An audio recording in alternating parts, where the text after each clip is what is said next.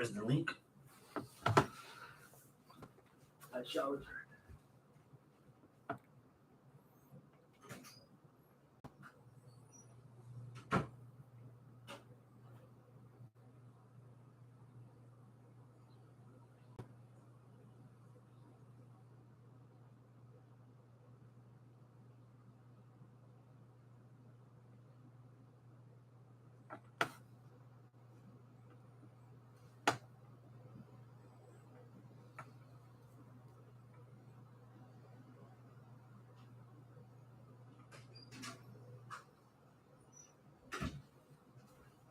Water? Yeah.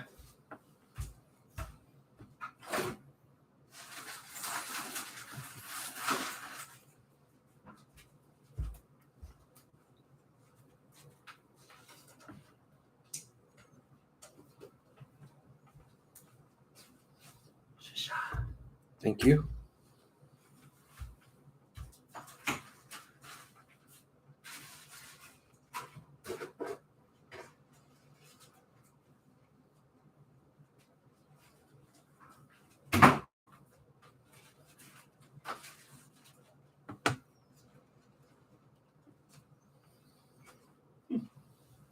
What? Oh, you bitch. Yep. It's going down for real.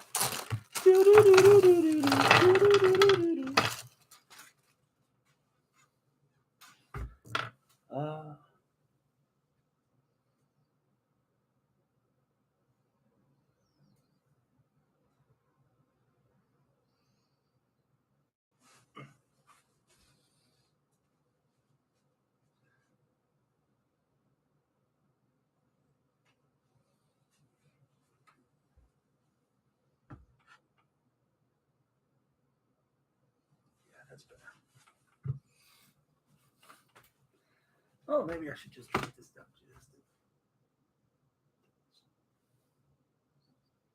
Yeah. Oh.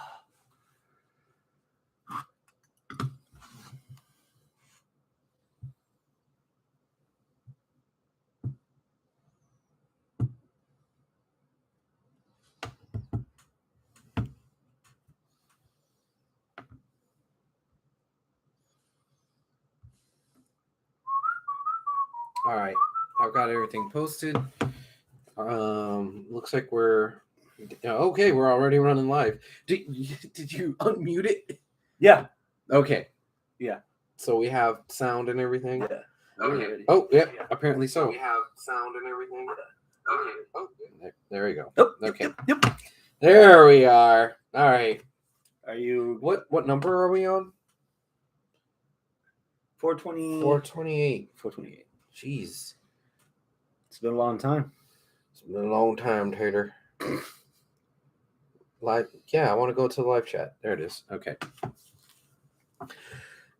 Live from the landing strip in Houston, Texas, it's the 428th edition of Houston Wrestling Radio. This is Abel. This is Chris. And thank you so much for tuning in today, guys. We very much appreciate it. If you're joining us live and in Technicolor on the YouTubes, great. Log in right now. That way you could live chat with us in the little handy dandy live chat thingy right here.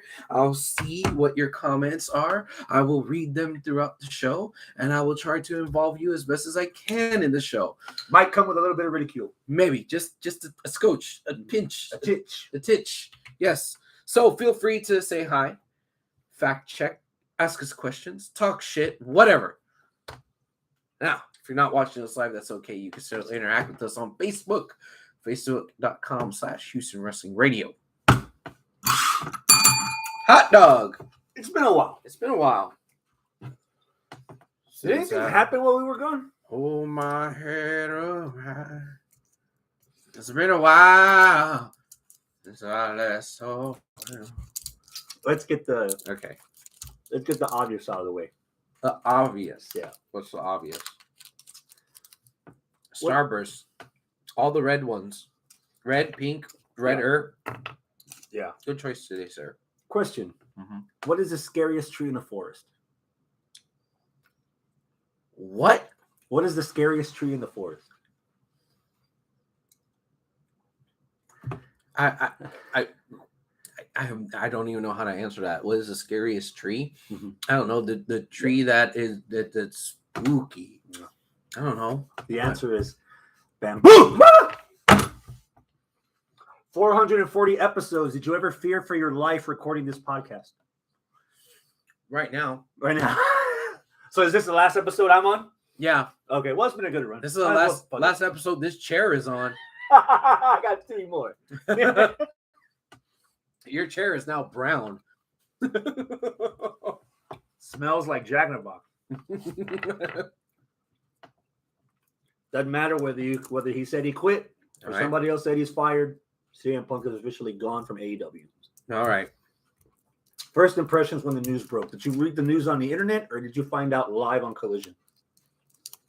Internet. What was your first reaction? My- Him, CM Punk guy. Right. Yeah.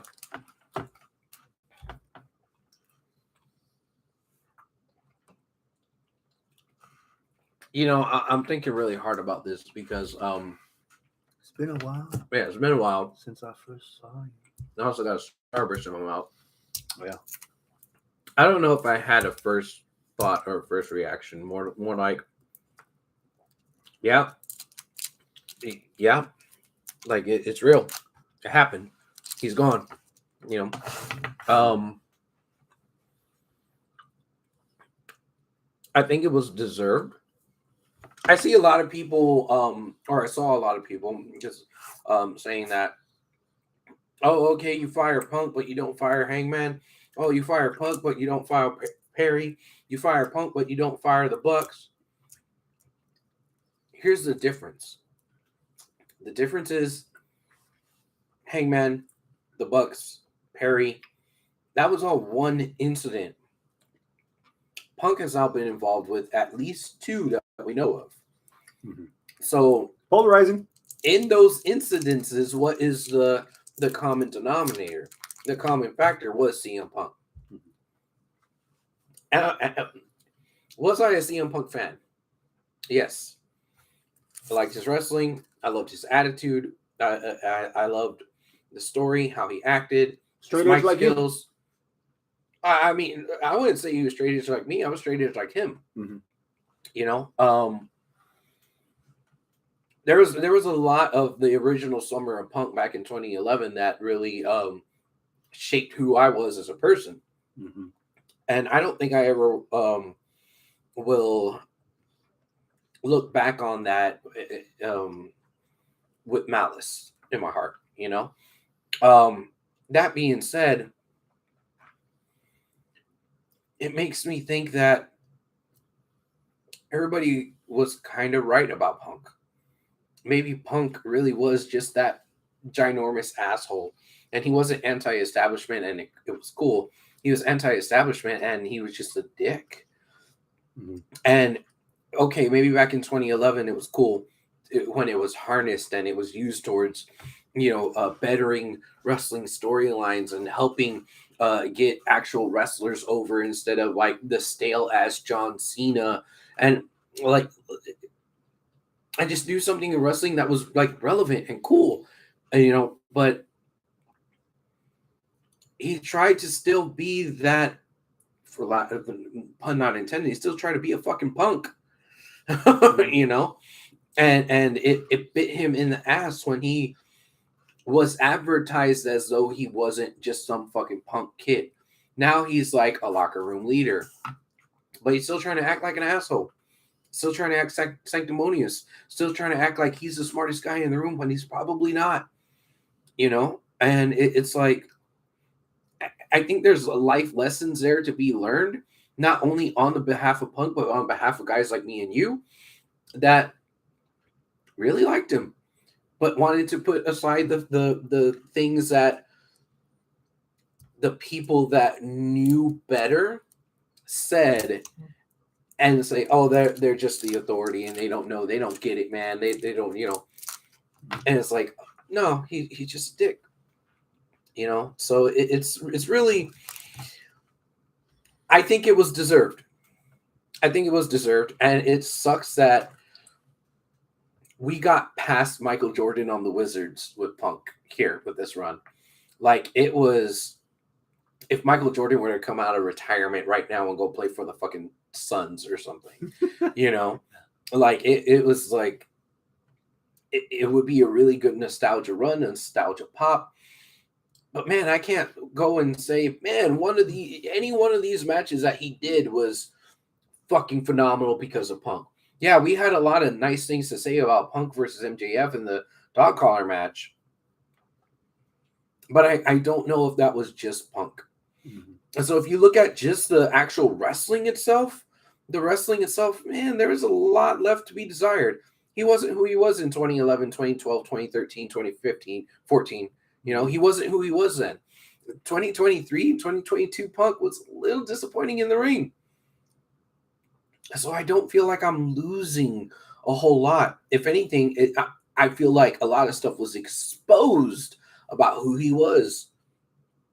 And yeah, he probably should be gone. I probably don't want to see him anymore. He's not Jordan on the Wizards. Wow. He's You're a guy that for years after he left WWE, you wanted to see him back. And now that he's gone from AEW, you've already have the acceptance in yourself that you don't want to do it. All right. Yeah, you bring that up. I wanted to see Punk in 2016, 2017, 2018. I kind of accepted in 2019, 2020, 2021. We're never going to see CM Punk. All these fucking marks that are just saying CM Punk in arenas, they need to shut the fuck up and get over it. We're not going to see him ever again. He went to MMA. He embarrassed himself in MMA. He's not who he once was. Cool. And then when I finally lost all shreds of hope, hey, guess what? He is coming back. Motherfucker. Really? No, he's not. He's not really. Is he? Wait, he is? Fuck, he is. Oh, okay. He's here. He's here. Oh, holy shit. Yeah, let's give it a shot. Let's see what it's like. And it was like, I never feel like we really got out of the starting gate with him. You know, he had matches and flashes of brilliance, and his promos were great. You know, his welcome back high all around the world promos he was cutting every week. It was cool, but I felt like we never got out of the blocks with that. We never got to where that big impactful storyline where he's not just some baby face saying, "I'm glad to be back," you know. We never got past that. And then once we started to kind of start getting past it, he just went full crazy ass asshole. And I'm like, over it. I'm sorry, I talked for a long time. It's you talk. You're good. You're you good. talk. To be clear, Yeah. a coin I'll eat Starbursts. a coin has value, and it's equal value on each side. I have nothing to dissect on your end from Punk on a personal level. So let's flip the coin and talk about the business side of things. I didn't click to me until we had this little conversation in our message group on Messenger. And there was this thing that went out on the internet a couple of days ago where the Bucks said, you know what, if he doesn't commit any trouble for 6 months, then we'll think about burying the hatchet. And caught me a little bit off guard. And Hector's like, well, they're EVPs. They have the right to say that. And then reply was like, well, it's easy to forget because they're wrestlers. But let's look at the adjective. Vice. At the end of the day, they don't sign paychecks. They don't have, it's not their money that's at stake. It's not their reputation that's in ultimate stake. It's Tony Khan's. So if Tony Khan is not setting the example of this is how it's supposed to be, if this isn't how you want it to be, you're more than welcome to go somewhere else. Let the Hangman stuff go. Didn't nip it in the bud. Young Bucks stuff obviously still hadn't been handled. And now the Jack Perry stuff. Mm-hmm. The moment Jack Perry said that smart-ass comment on the air, Tony Khan should have got up, walked up to CM Punk and say, keep your cool. I got it. You don't got to worry about it. Yeah. Did that happen? No. So when you're in an environment and you enter it boiling hot, you're going to feel it. If you enter an environment and over time it starts to boil, it's going to take a long time for you to notice until you start steaming, until you start getting burn marks. So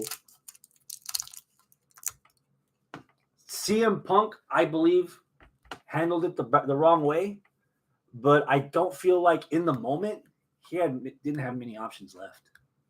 Mm-hmm. You know, he had quit before he walked out to do that match with Samoa Joe. If you notice on the video in All In, when he's going like this, he's saying goodbye. Like you could read his lips say goodbye. He already kind of knew that he wasn't going back there. Whether he was waiting for a buyout or waiting to speak to lawyers or waiting to do a lawsuit, he already made up his mind that he wasn't going back.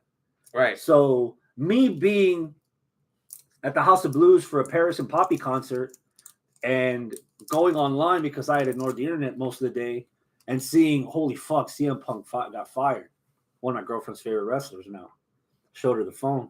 Then I'm watching live on Collision, Tony Khan's explanation that he was scared for his life. People at work shouldn't feel that way. I agree with him. People at work shouldn't feel that way. Mm-hmm. That's why there's rules. That's why there's boundaries. That's why there's limitations. That's why there's expectations. That when you're on the clock, you don't fuck around like Jack Perry did on the air. You don't fuck around like Hangman going live on the air. You don't fuck around like Omega and the Young Bucks going back into CM Punk's locker room after a show when he's already injured and try to intimidate him in numbers. Mm-hmm. That's the environment he set. This diatribe I'm spitting in no way absolves Punk of any guilt. Right.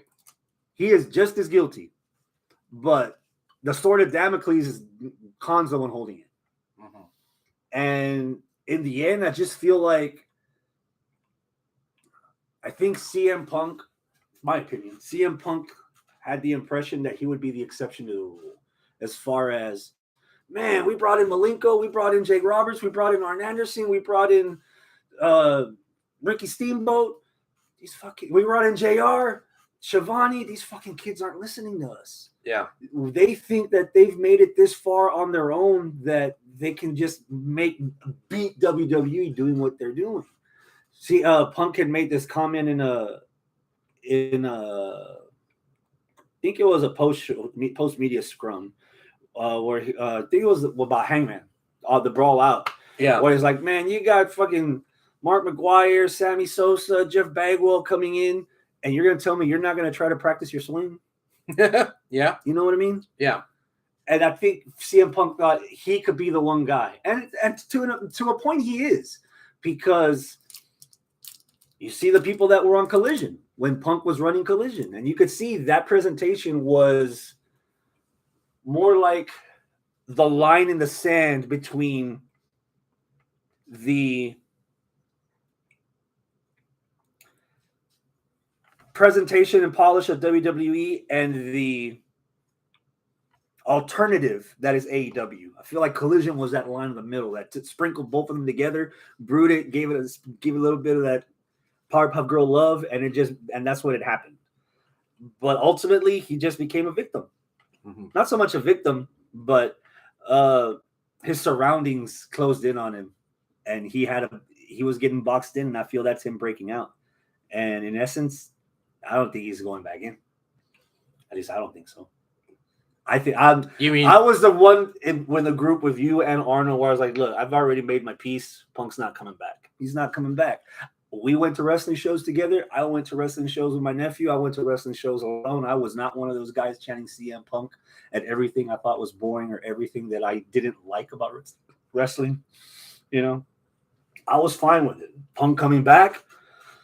You say he never got off the blocks. I agree to an extent. I feel like Collision was the beginning of a cementing of Punk's legacy in against WWE. Like Collision was his baby, just like SmackDown after the Attitude Era was the A show because they had the 6.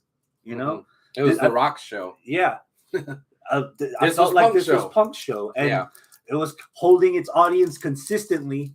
And albeit growing some ratings towards the end of the episodes, as opposed to AEW, where everybody watches the beginning and then by the end, it just sinks like a rock. You know, I felt like another 2 years of this would have been the SmackDown to Dynamite's Raw as far as an actual competition where people are wanting to watch AEW. You saw. I drove to Chicago for the opening show to see the first thing to see the CM Punk in the ring to see what the fuck are we going to get post injury. What's the first thing he's going to say? And then the promos every week. And then FTR rubs off on him. Ricky Starks is rubbing off on him. His stuff with Bullet Club Gold was fun. And the Owen Hart stuff, and then now the stuff with Samoa Joe towards the end. I'm like, dude, I'm getting inklings of Shawn Michaels 2003, Right. 2004. Yeah. It's like, all right, Yeah. here we go. This was what the stuff that you were missing in the first year and a half when Punk came back. I felt like we were starting to get traction in the last 6 months. 2 months. 3 months. Okay. Yeah, 3 months. And all that got pulled out under the rug. Yeah. So, because one person couldn't handle it democratically, another person had to handle it radically. Mm-hmm. And that's what we ended up with. And with that, Punk's gone. Yeah. And that's it. Yeah. It sucks. You know, I don't think two wrongs make a right. I'm not gonna sit here and absolve Jack Perry, right? Jack Perry is suspended. Good. He needs to be suspended. He's the one who fucking instigated all this bullshit over stupid shit. He just wanted to use real glass. Boy, don't use real glass. You don't have to. For free on a pre-show. Make people Right. pay for that shit. Right. So I actually agree with the subject matter of the conflict between Punk and Jack Perry. I agree with Punk. Yeah. You don't need to fucking use glass, dude. Not real glass. It's fine. You don't have to. It's okay. Use your fucking sugar glass. It's fine. Right? Mm-hmm. But he just wanted to have a stick up his ass. So I'm glad Jack Perry is still on punishment. I do think he should come back at some point, right? Give him another chance. There's a lot of potential with him. You got the Hollywood connection there with, you know, there's still a lot of meat on that bone that you could eventually use. But he's got to learn his fucking lesson, right? So yeah, leave him on punishment. So I'm not absolving Jack Perry, right? The problem came in with how Punk handled it as a locker room leader like he wanted to be. Mm-hmm. He wasn't. He was just another, again, Old codger. pun not intended. He was just some punk. Mm-hmm. Another fucking punk that tried to, you know, just, I don't know, just punk rock his way into authority in a more corporate setting, Mm-hmm. right? And it didn't really fucking work, you know? So it just, no, I don't like it. What's up, Dougie? What's up, Hector? What we're seeing here in the live chat. Hector says Hangman stuff was let go by Hangman. Apparently they talked it over, but then Punk decided to make those comments after the show and it was unnecessary. All right. When it comes to Collision, you could say that Collision was the roster that worked in WWE and the people that are looking to transition into WWE. Mm-hmm. Okay. Hector also says going back to CM Punk Elite, the Bucks part, you could say that it was handled by lawyers, hence Collision. Punk really didn't have an issue with Omega, and they were working to do business. Mm-hmm. All right, cool. Dougie says Jungle Turd needs to be fired as well. Okay, you know what? I know what I just said right now about. I'm glad that he's on punishment, but I don't think he needs to be fired because, again, the reason why I think it was okay for Punk to get fired was because this is Hangman stuff with the scrum, the brawl out with the EVPs and Omega, and now this was strike 3 for him in my mind. This is strike 3. Jungle Boys stuff, this is strike 1. Should he have a lengthy suspension? Yeah. Maybe dock his pay, suspension without pay, yeah. But I don't say, hey, he needs to go away, he should be fired, because not for his sake, because I take pity and empathy on Jungle Boy. No, it's because you got something there with this kid that you might be able to make some money off of. If we're going to use the baseball analogy, because you're in your Astros threads, Yes. Punk got 3 strikes. Yeah. But that was just his first at bat. You can Okay. give him 6 months, 3 months to cool off. The assassination, the JFK, was when he went after Tony Khan. Tony Khan's video on Collision validates the reports on the internet that after some CM Punk and Jack Perry were broken apart, CM Punk lunged at Tony Khan, where the monitors landed near Tony's lap and almost grabbed Tony by the neck and told him he quits. He was fed up. That is why he got fired. If it was Tony Khan's decision, he let the Young Bucks stuff go. He let the fights go. He let the Hangman stuff go. And this stuff with Jack Perry, if Punk would have just ran off after beating up Jack Perry or showing Jack Perry he could face lock him like a man, Yeah. that would have been. We probably still see CM Punk right now. Mhm. The fact that he went after Tony Khan after all this out of frustration because Tony didn't do a damn thing, that's what got him fired. All right. For cause. Okay. That cause. Okay. It's one thing if the boys want to wrestle or settle their differences. That's one thing. When you threaten the boss, yeah, boss is gonna fire you. That's what did it. I don't think it's the Jack Perry stuff. It's the Tony Khan stuff. Okay. That did it. Now, I don't know how much I actually believe the Tony Khan stuff. I don't know how much I believe Tony Khan was in fear for his life. If he's been watching wrestling shows for over 30 years and he's been seeing front row for 30 years and there's action that happens outside the ring that happens in front of him, I bet he's pretty desensitized to it. So him watching two people fight in front of him, I don't think that would have scared him as much as one of those two fighters going at him. Mhm. That's what probably scared him. That's why. That's why I think. That's what I'm saying. I don't know where the truth actually lies. Yeah. Did Punk go after Tony Khan and try to reach for him and like get physical with him? Video exists. It's out there. It's public record. If they want to show it, CM Punk or Tony Khan. Wait, there's video of Punk attacking Khan? There's video of the whole backstage incident. I haven't seen any of this video. It hasn't been released yet, but it exists. And upon request from the requesting the European government, they can release that footage. It just no one's pulled the trigger yet, but it's out there. I don't know. Why not? Waiting for the lawsuit, maybe. Okay, but it's out there. I didn't know that stuff existed. Okay, cool. Yeah. Well, even more so because it is different for one wrestler to go after another wrestler, two trained fighters, athletes, to kind of grab it at each other and put each other in headlocks or whatever. It's different to do that with some skinny punk kid billionaire. Mm-hmm. Now, I've been a big defender of Tony Khan for a long time, so what I just said might sound a little derogatory, but I fucking love Tony Khan. He's like me and you, who just happen to have a whole bunch of money and just said, I'm going to blow it on, a wrestling promotion, right? I as a ring announcer who shares locker rooms with wrestlers, I don't want a wrestler putting hands on me. Right. Mm-hmm. And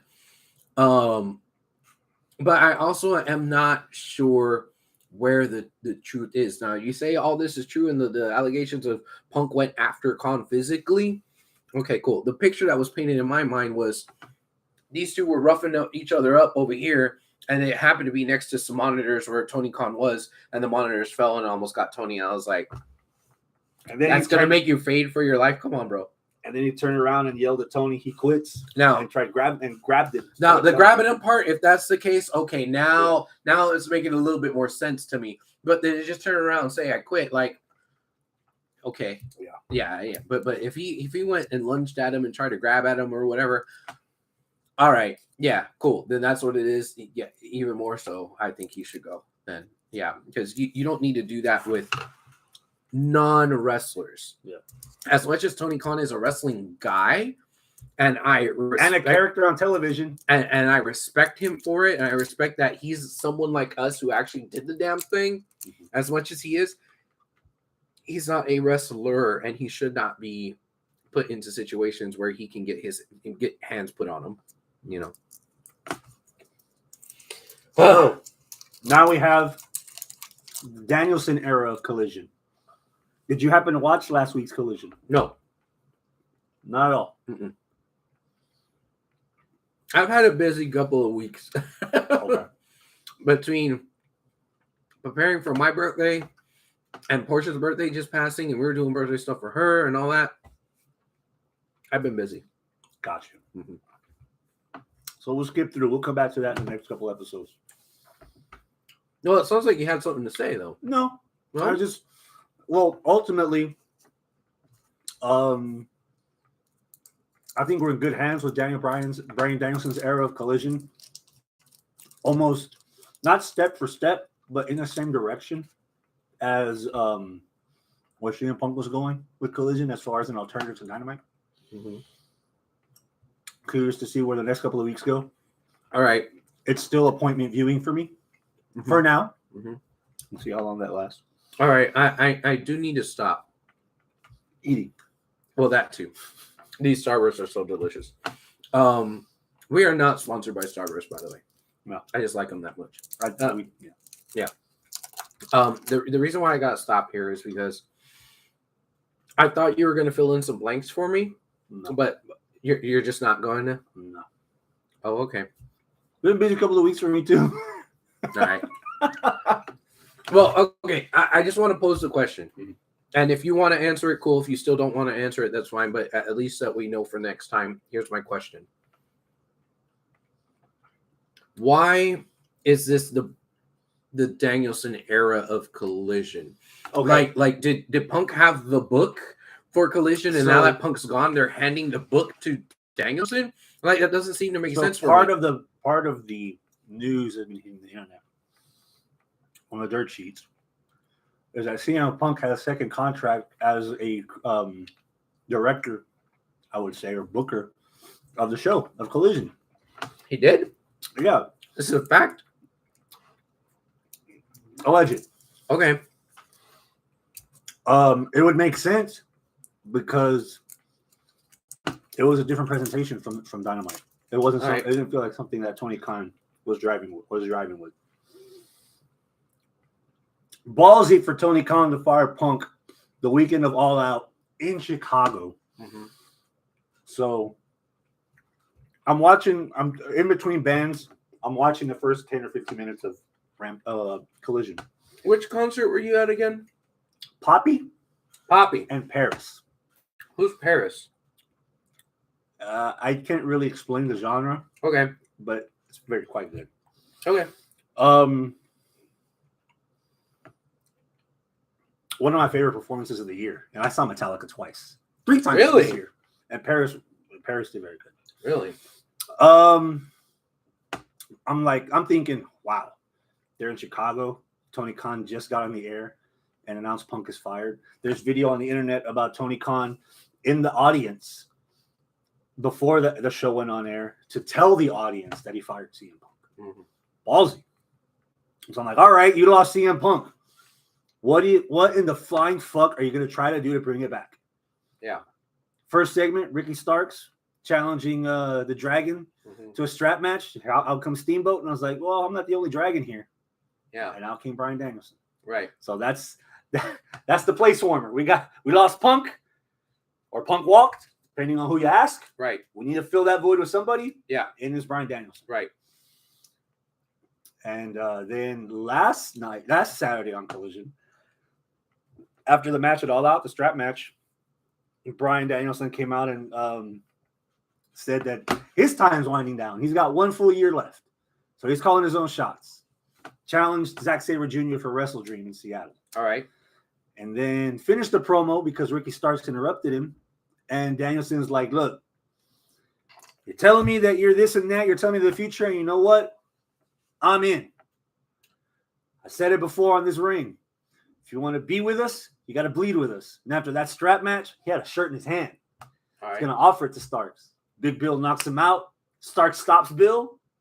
And then Starks starts beating up on Bryan Danielson. Nice. So in essence, Moxley came out to help to save Bryan Danielson. In essence, all that brouhaha that happened turned Blackpool Combat Club face. No. Yeah. Okay. Yeah. So and then last Wednesday, Dynamite, last night, they're in Cincinnati, Moxley's hometown. You gonna boo Moxley in his hometown? No, Well, you're gonna I mean, you cheer could. Moxley. Yeah, You you could. could. Yeah, of course you could, but you don't. They don't. Fucking Ohioans. And so I'm writing it. I'm gonna go with it and see where we go from here. But it feels like 2 episodes in, that's the Bryan Danielson show now. You know, he had history with SmackDown, general manager. He was also doing booking on the side, backstage. Knows how to produce a show, and 2 episodes so far. The consistency is still there. Okay. From the show that Punk started with a couple months. So it's still appointment viewing for me. It's still on par, if not better than Dynamite. It's on par, if not better than SmackDown. Raw still too fucking long. NXT still has Booker T on commentary. New Japan's show is still not consistent enough. You know, so I'm intrigued. I'm curious. Okay. Let's see. Any thoughts on the merger? We're officially in hold on before we jump to that. Okay. Question, Hector. Question: with Punk gone, does it still interest you in going to the Rosenberg show? The Rosenberg show is a Dynamite show. It's not a Collision. So Punk wasn't going to be there anyway. We got the tickets because I had such a fucking blast with y'all in Austin for NXT. I wanted to run it back. Yeah. I agree. We had the message. I was like, yo, I already bought tickets. You're like, motherfucker, I wanted to go. I was like, dude, I got 4. We're gonna run it back. Yeah. Which, by the way, I still owe you $30. Breaking news. Your ticket's my birthday gift to you. You don't gotta sweat it. Oh, hell yeah. Woo! Felicidades, hermano. Thank you, sir. Yeah. Thank you. Yeah, so that had no bearing on CM Punk whatsoever. Yeah. What did have bearing was me being the road dog that I've been for wrestling shows. As you can see, all the posters that are around me and the others that I got locked up. If Dynamite was going to be in Rosenberg, I need to change out these posters. Yeah. If Dynamite was going to be in Rosenberg, I was expecting fucking Collision to be at San Antonio, Austin, Dallas, something, Corpus, something. I would have done it. Like I would have packed y'all up in the car, and taken Aaron with it, because CM Punk would have been there. And, where is it? Memphis. What? I think. So they're going to Rosenberg for Dynamite again. They're still doing the soft draft apparently because the people on Rampage weren't on Dynamite. Okay, for the most part.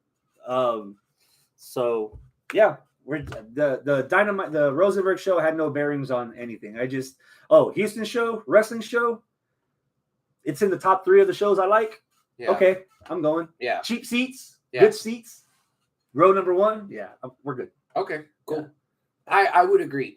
Despite the fact that I haven't been watching a whole lot this week, despite that fact, I'm still very interested in AEW. Yeah. I did make a point to watch All Out while you were not watching All Out. In the moment.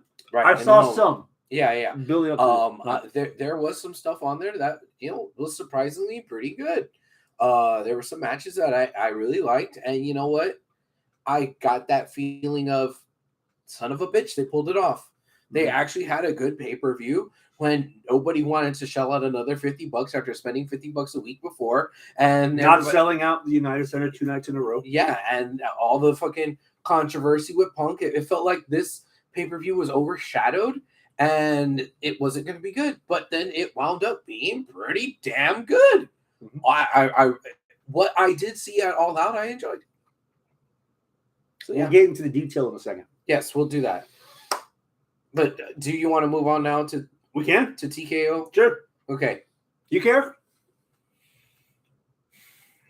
I'll tell you how much I cared.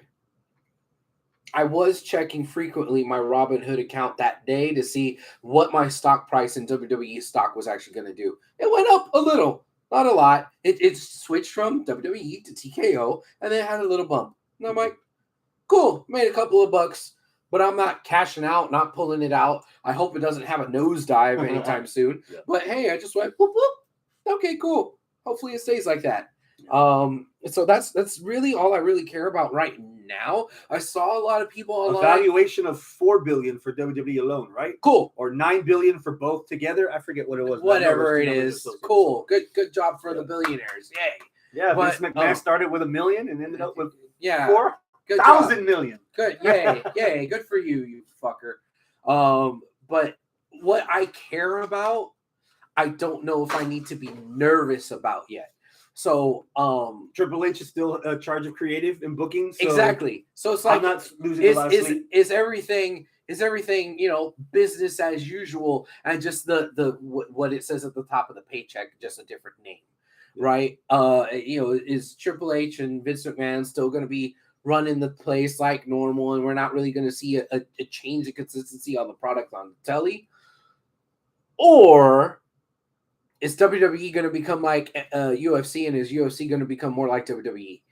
I think the parallels have been there for years already. Well, I know there's parallels, but there's still a lot. There's still a big divide in fans. Chasm in the fans, but also a chasm in how everything is presented. Yeah. Right? One is about spectacle and pageantry and the story, and the other one is all about just the competition. Yeah. No fans, no smoke and mirrors, no fancy entrance, no 19 feet long LED screens, just Scott. What's up, Scott? What up, man? Scott says the only reason he wants to go is because of us. That's right. Oh, Scotty, you're so cute. I will say this. Some people would see it as a good thing. Me as a wrestling fan, I can smell the synergy a mile away. They've been doing it for months, actually for about a year at least. And nothing smacked more of synergy than Becky Lynch beating Tiffany Stratton for the NXT Women's World Heavyweight Championship on NXT last Tuesday. Why do you say this smacks of synergy? Because they're trying to get the ratings up on NXT. You got Raw making 1.6, 1.8 million, and the same. If you have 3 different products and all products have your logo on it, you expect all 3 of them to succeed equally.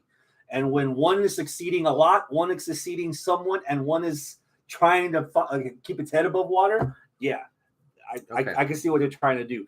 I've been watching NXT enough. We went to the show. We went to Stand and Deliver or Great American Bash. And then they had the TV special. There was nothing in storyline that was developed long enough for me to gain interest in a title match between Becky Lynch and Tiffany Stratton main eventing an episode of NXT television on USA on Tuesday night at 8:35. So I know what they're trying to do.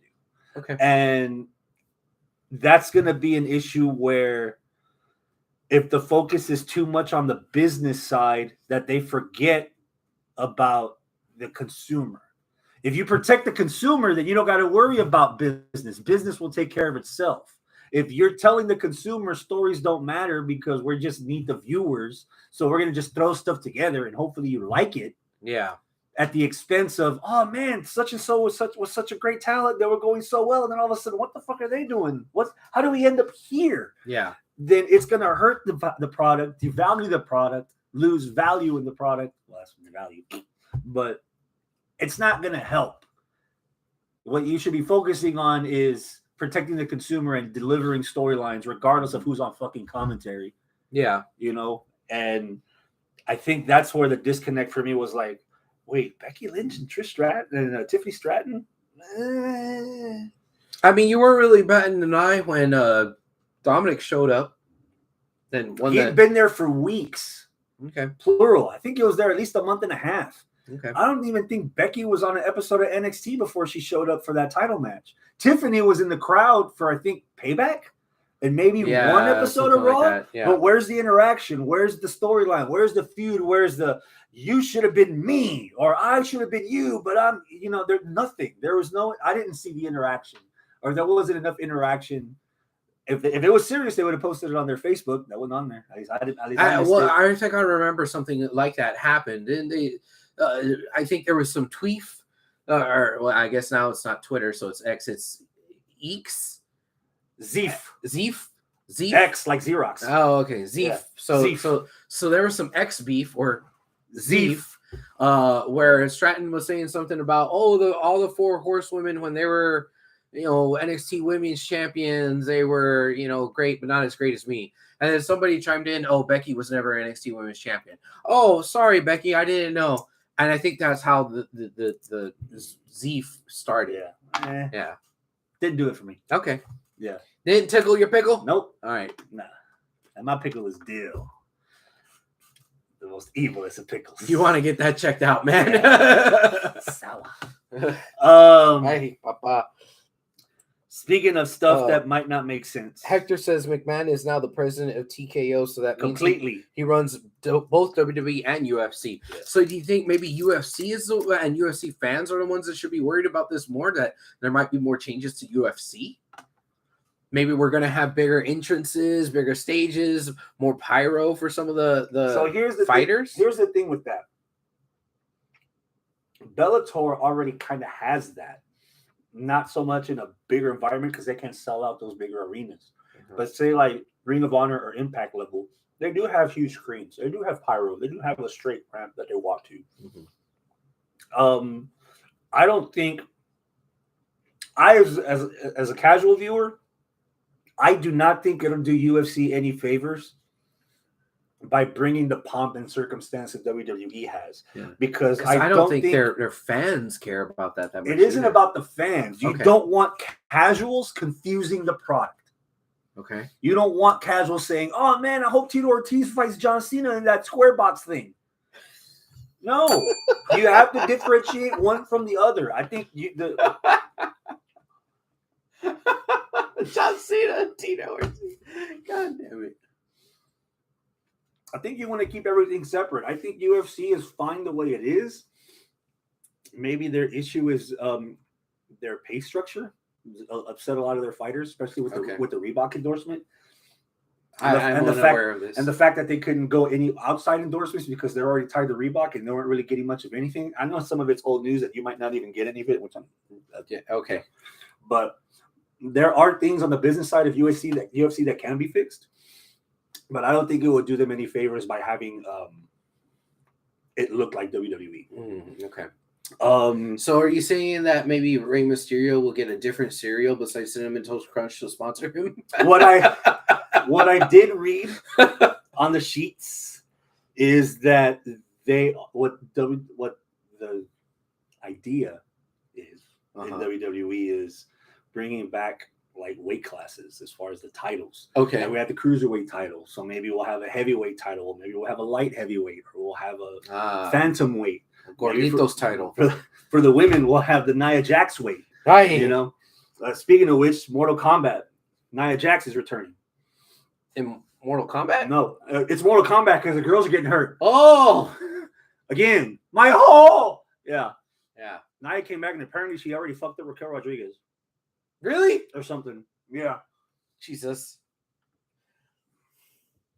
Hector says the only thing I want to see is Bruce Buffer be the announcer for main event matches of WrestleMania. Correct me if I'm wrong in the chat. Isn't his dad still alive? Bruce Buffer's dad? Michael Buffer. Maybe. He had done a couple of WWE pay-per-views, one-offs. All right. And a whole bunch of WCW. But rumors swirling about that Jade Cargill's leaving AEW. Yeah. So like I said, I haven't really watched much of AEW, but I did see the latest thing where Jade came back and smacked around Statlander. I was like, oh, okay, I guess she's coming back for her title. And then all the news and rumors is that, oh, Jade's leaving. What do you mean Jade's leaving? She just got here. What? Huh? What? Again, this doesn't make sense. Another flaw. Jade, one of your most polarizing female athletes. Yeah. Statlander, crowd favorite. Yeah. Actually adding more value to the TBS title, not that Jade didn't. Jay did a great job. I wouldn't say she's added value to the TBS title. You don't? No, I think she's devalued it a little. Really? Yeah. I love Statlander. As do I. But I don't think since she's been back and holding on to that title that they haven't really done anything with her, and they haven't put anything on her that's really elevated her. Here's the problem. Jade comes back. Holy crap. You're going to give me Jade Cargill versus Crit Statlander in Grand Slam? Nah, we're going to put it on Rampage where only 250,000 people watch. Yeah. That we don't watch. Yeah. What? Yeah. No, that's part of the problem. Again, back to the production stuff and the layouts of all these shows. You want Chris in front of the biggest audience. You know, that shit happened in front of the biggest audience. Hector says Michael Buffer is Bruce Buffer's brother, not dad. No way. No fucking way. Well, I'll check it after the show. It's not that I don't believe you, but I don't believe you. Yeah. I understand $500,000 an hour of programming for AEW on Turner Broadcasting, but fuck.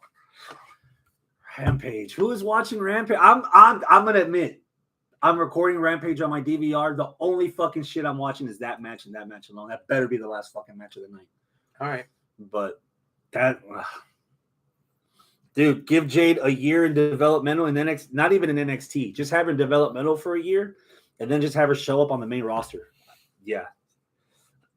Hector says that Elias's contract ended with WWE. I heard that today. And Scott says that Groza Young veterans are gone too. I heard that too. They don't sweat. I don't sweat that too much. Okay. They don't. Which one of us has said, "Oh shit, I can't wait to watch Raw for Elias," or "Man, I'm gonna buy tickets to NSC for Schism"? Yeah. No. Jade, are we trying to watch Jade? Probably. Yeah. Yeah. Are we looking forward to what costume she's wearing at the pay-per-view? Yes. Yeah. So, yeah. Jade's got a lot more. Yeah. Pickle tickle. Yeah. Yeah. Peter Tingle. Yeah. Match of the week, candidates. Okay. Let's bust this nut already. All right. I told you we were going to do this, Hector. Yeah. Before we got on the mic tonight. Yes. What did we watch? We watched Ospreay versus Naito, the semifinals of the G1 Climax. Finally, we got around to watching it. Yeah. Talk about Wrestle Dream next month. I'm Wrestle burnt right now. But I squeezed this in just for you, Hector. Yeah. I spit on it too, so it don't hurt. I hurt a little bit, but it's fine. 1, 2, 3. Naito wins. What's your first reaction? Ospreay should have won this match. God damn. I think I said it like 3 times while we were sitting there. You sure Ospreay's not winning this? Because you told me, I was like, hey, because you wanted to give me context of what it was. This is the semifinals. You know, Naito went on for the finals, so that means, of course, Naito wins this one, and this is what's happening to set up this and that, blah, blah, blah. I'm like, oh, okay, cool. So I know who wins this. All right, fine. But whatever. It's our fault for not watching it, weeks, maybe a month ago, whenever it actually happened. So, cool. I'm watching it. I'm like, God damn. Ospreay just won. Wait, but Ospreay's not winning. But Ospreay just won. Wait, Ospreay just won again. Ospreay, and then you even said at one point that should have been the end of the match. Yeah. And then, oh God, like a split second later, that should have been the no, that's not the end of the match. Like you were reacting. We had like a dozen different O faces. Yeah, I'm sure Randy and Aaron and Porsche can validate. Yeah. So, Bruh. Yeah, it was pretty cool. It was a really good match. The way Naito won almost felt a little anticlimactic and a little deflating. Can I tell you why? Why? There was hints were being dropped on commentary that Naito had to win this because if he doesn't win this G1, there might not be another one. And that's when I first started noticing Naito looks old as fuck right now. And I guess he just came back from injury or something. He was slow. It was a little slow on the step. Towards the end, where he was trying to hit the ropes and he fell and collapsed because he couldn't finish the follow through, whatever he was trying to do. The finish was anticlimactic for me because, sidebar, MJF versus Adam Cole did a good job of solidifying both of them were equals to the point that MJF had to beat him with a fucking roll-up to validate that this was Ken and Ryu just had to do the one smart thing instead of trying to hit him 9 times spamming his finisher on it. Right. So the fact that Naito didn't win with like the perfect for the story that they started with in commentary and what I was looking at through the match, the perfect finish would have been that counter from the Stormbreaker into the Hurricanrana that Rey Mysterio dropped the dime. Yeah. If he would have got a 1, 2, 3 and then Ospreay like fling his arm up after the 3 and been like, Naito just got you, bitch. That would have been hands down. I would have been like, that's my match of the year. Fuck Omega. That would have been it. Yeah. Regardless, this is a contender. Yeah. Do we have a Japan contender? It's Ospreay and Omega from Wrestle Kingdom. Oh yeah. Not a shocker that Ospreay's in this match too. We're gonna end the show talking about Ospreay also, which is good for a laugh. All right. Here I'm is getting what goosebumps right now just thinking about the two matches I've seen Ospreay in. here's what my theory was on that. The reason why I thought that it felt a little deflating.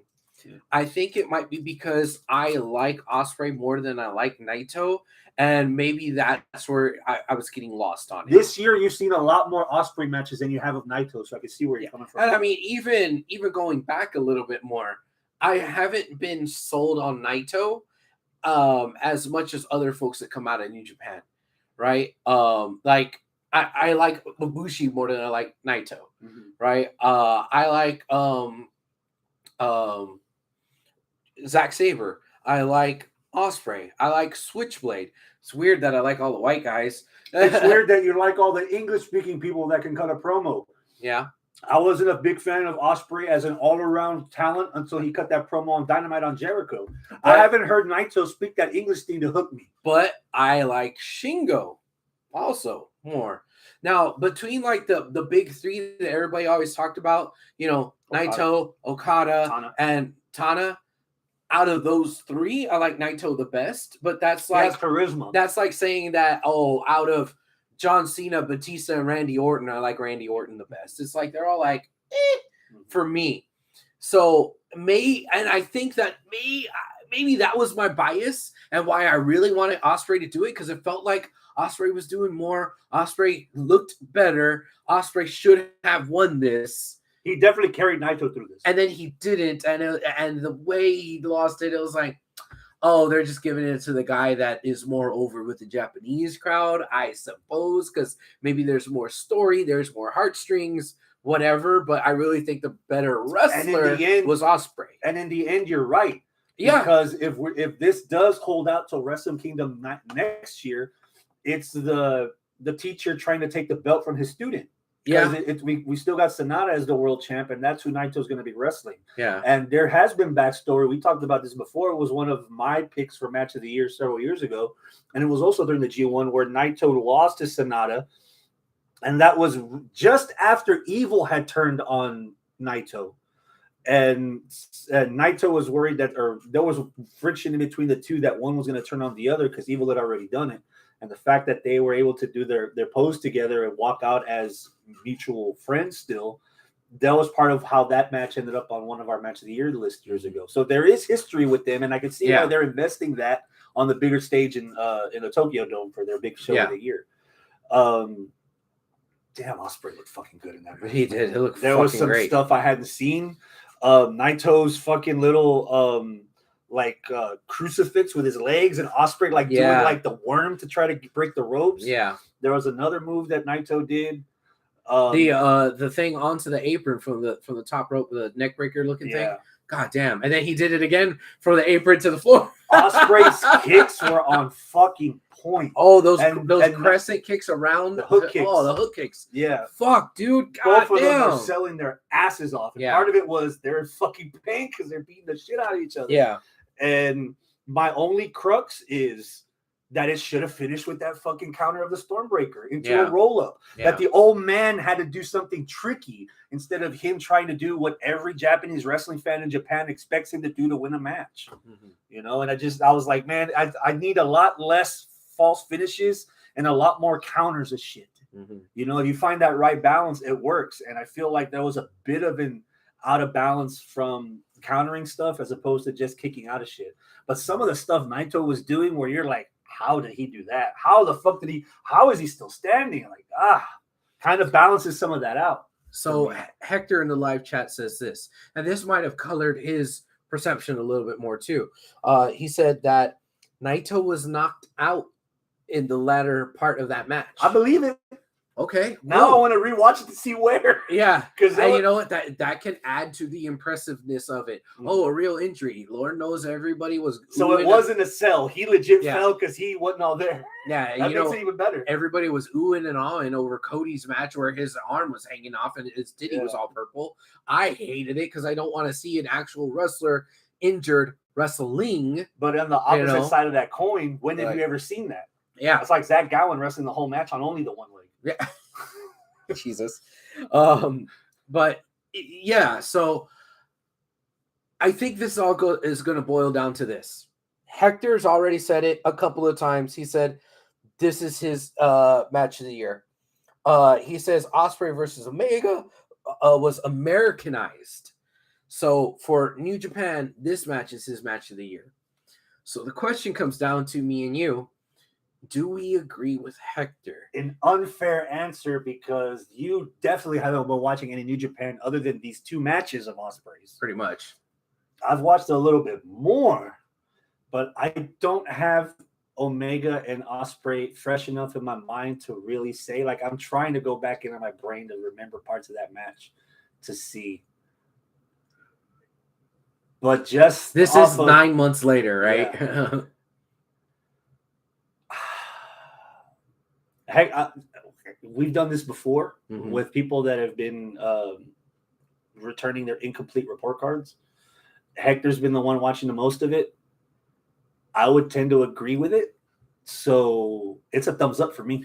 I would also give Hector's opinion more weight if he had been on the fucking show at some point in 2023.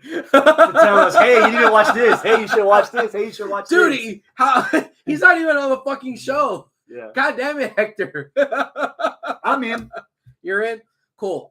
Even in like 2022, 2021, I've always deferred to you guys for New Japan. Yeah. So, all right, fine. If y'all say it is, you're in, he's in, cool.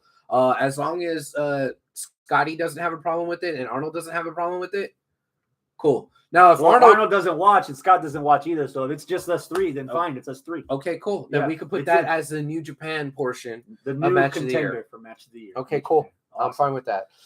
He said Hector says he was knocked out on a head spike move from Ospreay. It might have been that Os cutter off the ropes because Naito did land a little bit plankish. Yeah, I did notice that. Scott says this. Man, this Leo Rush versus Saban match on Impact 1000 has been really fun. It's on my DVR. We're going to come back in a few weeks to preview Wrestle Dream. Okay. And I think NXT No Mercy. Okay. I definitely have that on my DVR. I'm watching that. They're spreading that out over 2 episodes. That's how big the episode. And I avoided spoilers. I don't want to know what's going on. But this is probably going to be my clean slate to see if I can fit a little bit of Impact in my diet. Okay. Because I had the message. Did we talk about it last time we sat down? Chris Sabin and somebody or other was fire. I forget. Somebody, Hector, y'all are y'all can see that. Y'all can remind me. But there was a match on Impact where I'm like, damn, Impact's all right. Scott says in regards to the match of the year stuff, he says, I trust y'all. Okay. Yeah. And then Hector says, I'm the remote correspondent for New Japan Wrestling for the show. Oh, okay. Remote correspondent. Your eyes should be a little more squinty. God damn it. But now to bring other people in the room, this might not be the only change we have. Because Arnold over the weekend said, bruh, Trish Stratus, Becky Lynch, Steel Cage opening Payback is match of the year quality. Yep. And I don't normally listen to him because he's weird. But I watched that. And the first thing I thought of was, that might be my match of the year too, over Bianca and Io in Backlash. That might take it. That's the best I've seen Becky Lynch. That's surely the best I've seen Trish Stratus. Her face must have a toilet seat on it because all that shit kept going at it. And fucking the broken nose again. She had the fucking island on her forehead. Oh man, I'm willing to say that fucking Trish Stratus and Becky Lynch might be the new candidate for match of the year representing WWE, unless you object. Before I saw what Arnold said, I was also watching Payback and I was watching it live, and I had the feeling, fuck. That match was so good. That, you know what? That's match of the year quality right there. Yeah. I felt that way. Arnold felt that way. He said it in the chat before I did. I agreed with him. You agree with him. Yeah, that might be it. I think the kicker is that as much as I like Bianca and Io and Backlash, it wasn't real. It was the beginning of a storyline that I don't think we ever got an end to. Okay. This was the culmination of like months of Becky Lynch having to deal with fucking Zoe Stark and Trish Stratus, having to take one out to get a chance at the other. And once she got it, I would say the only nit I have to pick about that match was she picked the stipulation of the steel cage for it to be 1-on-1, and it ended up being fucking 2-on-1 anyway, which I didn't like. The reverse of that is there's one thing that I abhor about cage matches. It's the obligatory, I'm going to die off the top of the cage spot. Yeah. The women did it differently where Becky was on the top rope and Trish was hanging on the top of the cage because she was trying to escape. And it was a super plex because Trish was already that high. That was amazing. That was a counter to stop the person from escaping.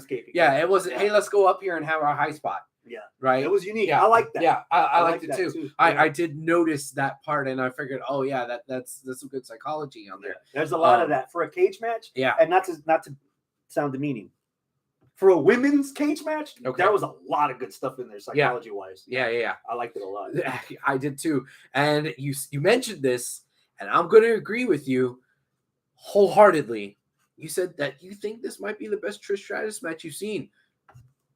This is the best Trish Stratus match I've ever seen. Since Trish Lita main eventing Raw. This is the best Trish Stratus match I've ever seen. Yeah. Period. And it's awesome. We saw her go from a model in 2001 to revolutionizing the women's division and then coming back and having her renaissance. Her flowers moment. That was if she never, and this isn't an indictment towards her, if she never wrestles again, she is definitely leaving on a fucking high. Oh yeah, that was damn good. Yeah, and again, that made me wonder, how is Becky Lynch going from that to Tiffany Stratton on NXT television for free? That's the other part of the disconnect why I didn't understand the Becky stuff, because I'm holding this on high regard, this cage match from Payback. And you know what? Thank you, Trish. Yeah, there you go. It took 20 years. Never too late. I mean, Trish versus Lita and Trish versus, Victoria and the different Trish matches back there. Was she the best from that era? Yeah, possibly. Dude, when Trish hit that Widow's Peak. Oh, that was beautiful, man. And then Becky hit the Twist of Fate. Yes. I love that. Yeah. Beautiful. Nice callbacks. I loved it. Yes. But what I was going to say is that while back then they were good, they weren't the caliber of what the women's wrestling that we see now. And I was afraid I would get Trish being left behind, kind of. Trish being Michael Jordan on the Wizards. Ronda Rousey before she got knocked the fuck out in UFC. Or CM Punk in AEW. Like, I thought that's what I was going to get with Trish Stratus right now. It's or Aaron Rodgers in the Jets. Oh! God. Down goes Rodgers. Damn. God. Fucking damn. Whoo, doggy. So is it official? Parao. Yeah. So we're changing up the list tonight. Yeah, we are changing the list tonight. All right, Scott says New Japan just came on after Impact, and it's the match y'all talked about. So I'll check it out. No shit. They're showing right now. All right. Ospreay versus Naito semifinals of the G1 Climax for realsies. Okay. All right. Watch it. See what you think. I wonder if it'll have commercial interruptions. It has to. Yeah. Oh yeah. It's AXS, I think. And AXS. Yeah. Or no, I think they call it Access. Yeah. So we went 2 for 2. Tienes los cojones, way. Maybe. You want to go 3 for 3? ¿Por qué?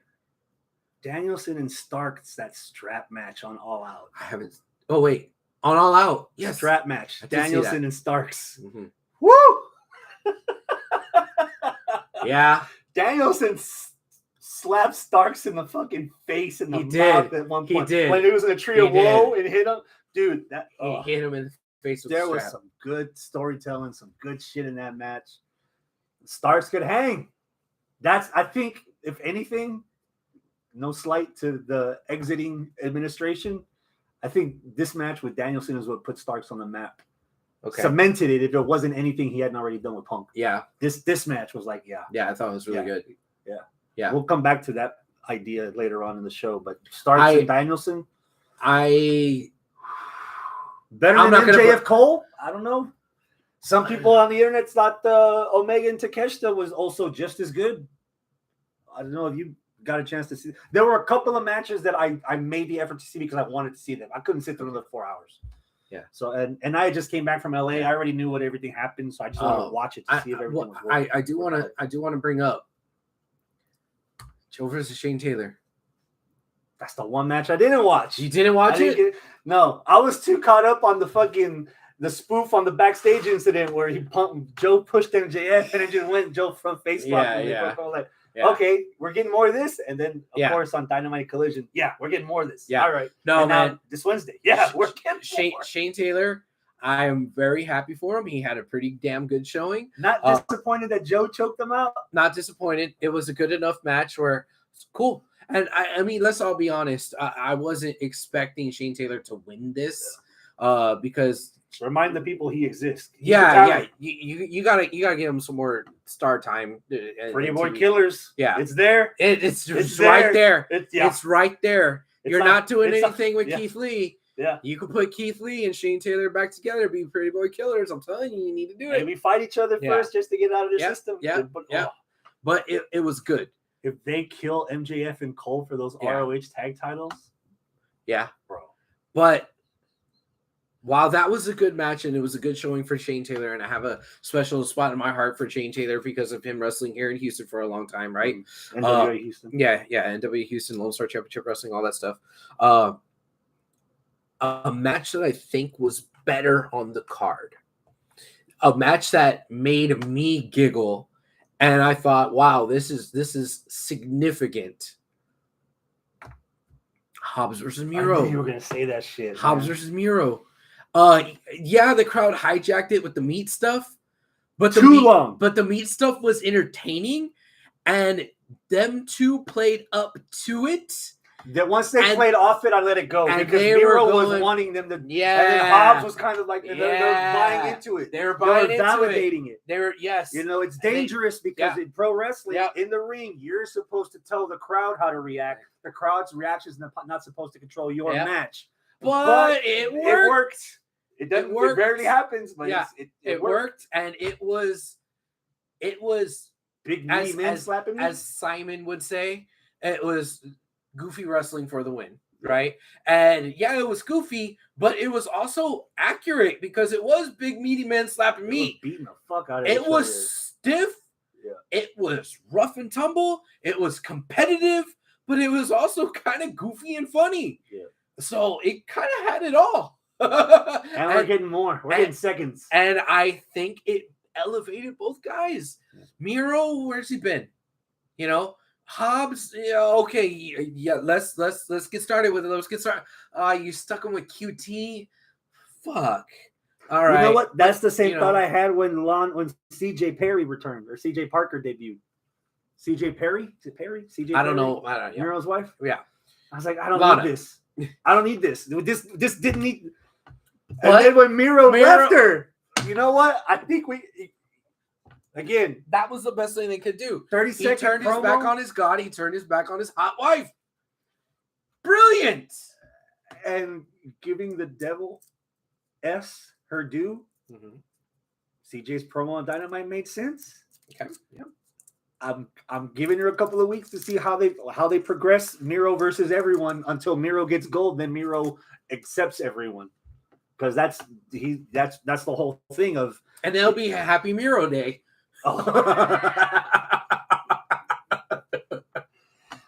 Anything from All Out that you think is competitive with MJF Cole from All In on and AEW's Match of the Year candidacy? Match of the Year? No. Okay. Is there anybody in the chat that disagrees? One other match that I thought was really, really, really good. Orange and Mox. Mox didn't bleed? I almost begrudgingly say this because I don't want to give flowers to Mox. I'm annoyed with Mox and what he's become in the last, 6 to 9 months. I really don't like it. But fuck, man, he had a good ass match with Orange Cassidy. It's all right. Okay. My expectations were low because I was already tired of Cassidy winning with so many kickouts. Mhm. I was already tired of Moxley bleeding after 3 minutes, which he did on Wednesday with Big Bill. It being at the end of the card, I was expecting it to be a lot more hardcore than it turned out to be. Hector says you have to give Orange his flowers. I'm giving him his juice. I agree. But- I agree. We need to go give Orange flowers for this match. I guess the after stuff is what's really winning me over. Orange Okay. leaving after the promo because he doesn't have a catchphrase, and watching Moxley and them come out. The promo last night where he was talking to Hook, and he's like, "Yeah, I used to be a champion," and Hook was like, "You're a great champion." And Orange was like, "Hey, thanks, man." You do a half-ass little fit. Like the character development. You might not like his genre of wrestling, Yeah. comedy stuff. Yeah. His commitment to it, his building on it. Mhm. I could see why people like him the way they do, and I'm giving flowers for that. Yeah. I'm still not like I'm spending $65 on ringside and bringing my own Simply Orange to toast with him. I'm not there yet, but Actually, you know what? That's a good fucking idea. I'll probably do that. but you know what? I haven't changed the channel when he's on the telly, and because of that, I didn't change the channel when Moxley was on the telly with him. Yeah. And I gave it a shot, and I saw some good stuff in there. It was good. Mhm. Is it better than Omega Takeshita? No. Is it better than Danielson Starks? No. Was it better than Maybe. the 8? Was it better than the 8-man? Maybe. But my highlights were in order: strap match, Takeshita, meat. Okay. Yeah. Cool. We got Grand Slam coming up next week. Okay. Darby Allin and Sting against Christian and Luchasaurus. Give me a number. 8. I'm hesitantly giving it an 8, and most of this is Christian's like sliding into the DMs of the mom. Him being classic asshole. Nigel on commentary going, the TNT champion Christian. You mean TNT champion Luchasaurus? Yeah, TNT champion Luchasaurus and Christian. Did you see that somebody actually went and found his mom on Instagram? Wayne. Rick Wayne. Yeah, found his mom and was like, "Damn, Christian was right." Did you see She that? was on ringside for one of it, I think, for his debut. And yeah, I saw it. Yeah. Giggity. Yeah. Like, okay, cool. Till death do you part, right? So you free now. So let's go. God damn. Hector says Orange doesn't need a title right now. Orange Story should be chasing for the TNT title or the world title in the next 6 months. All right. Cool. I can roll with that. I would cause I swerve when I drive. The scissor got overshadowed by this. Hey, that got that man a contract. Homie is paid. What's Prince the Nana got some money, honey. What's the better dance? This or Honestly, because I could do this one better, I'll go with this one. I'll go with the Nana. the Nana? The That's what Nana. we're calling it now. As in nah. Fucking Nana. I'm gonna swerve. I would have I see what you did there. going with the storyline. I would have Orange beat Claudio for the ROH title. All right. You know what? Somebody needs to beat Joe for the TV title so that Joe can go on and get one of the main event roster AEW roster title. right, one of the AEW roster titles, you know. Again. Like, yeah. You know what?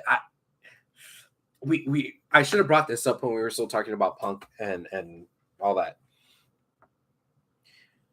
If Punk said I quit, and if we all saw the writing on the wall after him accosting TK, why would TK have not called an audible and said, hey, you know what? Joe, you're going over. And have Take the Joe belt. win that real world championship. Mhm. Why not? Why let Punk retain that fake ass title, knowing that he just said he quit, he wants to go away, and you're probably knowing that you're going to fire him. You just got to get it through legal first. The most interesting storyline on Collision, and it's buried with Punk's career in AEW. Yep. Yeah.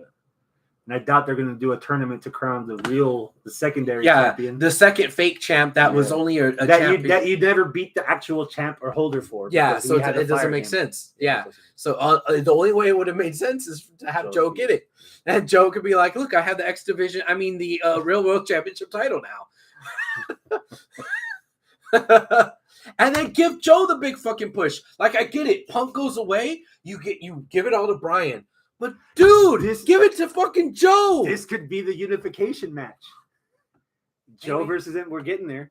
Joe versus MJF later on in this thing. Of course, I'm gonna swerve. I've got Christian and Luchasaurus winning. All right, I could get down with that. Jericho versus Sammy Guevara.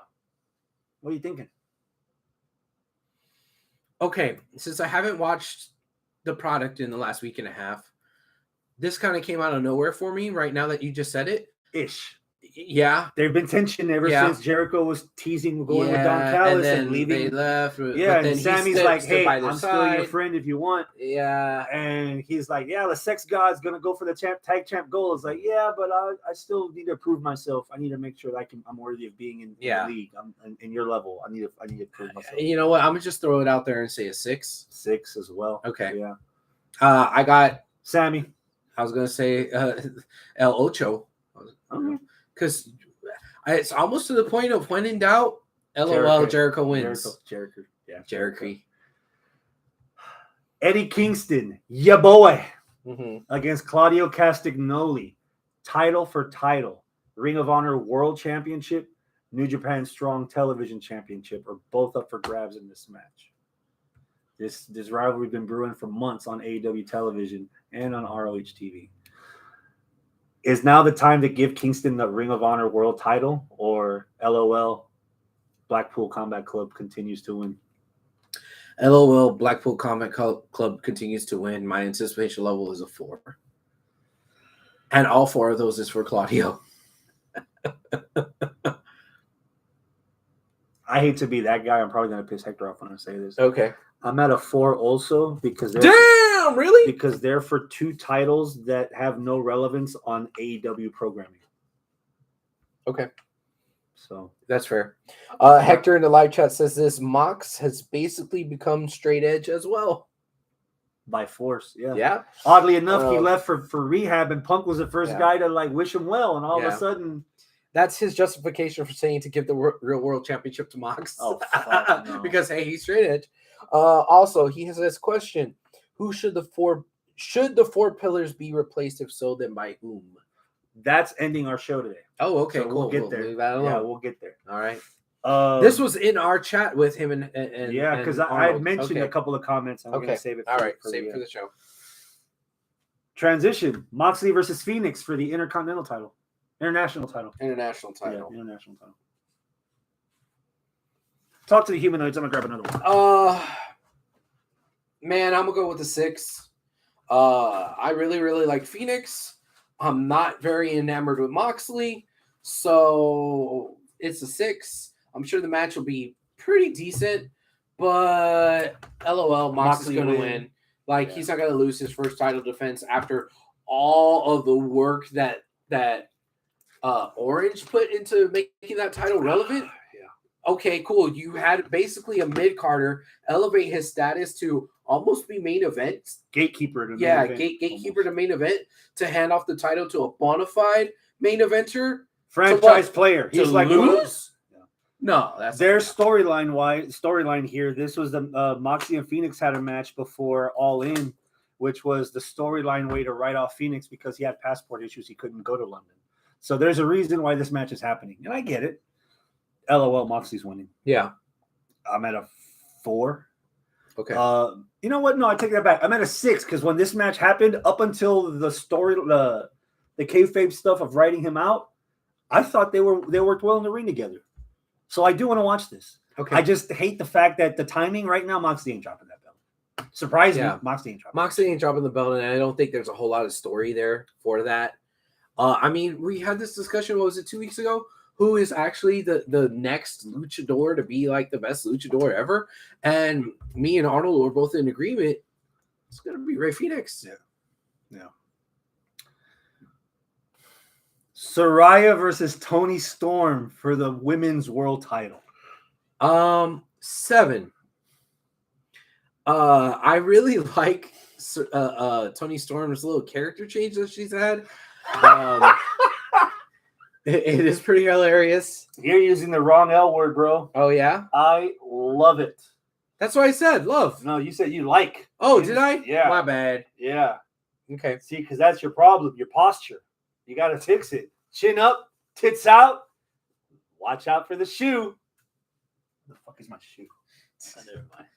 I'm loving it, bro. I'm at a 9. The only thing that's keeping me from busting that nut is I haven't seen Saraya wrestle much on AEW television in the last 6 months for her to even warrant carrying the belt, let alone her having this match. Right. So and I have no fucks to give for Saraya. And apparently, all the videos I've seen online, she has a lot of fucks to give to other people and belts on top of belts. And she's going to retain. I don't know about that. I think she's retaining. Oh, swerve me. I got Toni Storm winning. Let's blow up the Outcast. Fuck them. Okay. Chin up, tits out. All of them. Yeah, I've seen that. Take it like a woman. Voluptuously. Loving it, dude. I was worried that Toni Storm doing the same Toni Storm shit she did in WWE was going to make her stale to me. Yeah. Just like nothing. Ruby Soho, as unique as her character is, she didn't do anything to refine or change it enough to make it different in AEW. What is a Saraya in AEW compared to Paige in WWE? Same thing. Same thing. Toni Storm came in the same way. Yeah. This character, fuck me, dude. Give it to her. Revolve the whole thing around her. Even if it means 3 months, 4 months worth of dissension within the Outcast, as long as Toni Storm is doing what she's doing, I'll give it a shot. I'll run with it. All right. Yeah. I've got Toni Storm winning. Men's AEW World Title.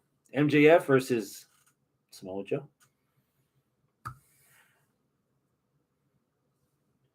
I'm trying to decide if I want to go with a 9 or a 10. So I'm going to split the difference and say 9.5. What's keeping me? I don't know. I don't know what's keeping me. Maybe it's that the storyline that I may have been a little bit more intrigued by was with Roddy. They're doing a couple of things at once, which for the smart wrestling fan is cool because you don't know what they're going to do. But at the same time, if you're doing one so well, why shoehorn something in the middle of it? And this is me as the Samoa Joe guy. Yeah, you're a Jomosexual. Yeah, I'm a Jomosexual back here, you know? And even I'm like, it's a two-parter. Number one, timing. Mm-hmm. I feel like they're trying to put too much weight on the 15-second backstage video of NXT where Joe pushed MJF out of the way when MJF was. They're putting too much stock in that and not letting the storyline progress naturally. Yeah, they kind of rushed it by throwing Joe into this tournament. And then the other thing is, another thing, if Joe had dropped that TV title and won the Real World Championship off of Punk, like you said, man, this could be for the unification to get rid of the whole fucking X title on that, and then it would have been. Which leads to my other part with timing. I feel like there's a point in the calendar, especially now that they're adding All Out. I mean, that they're adding All In next year.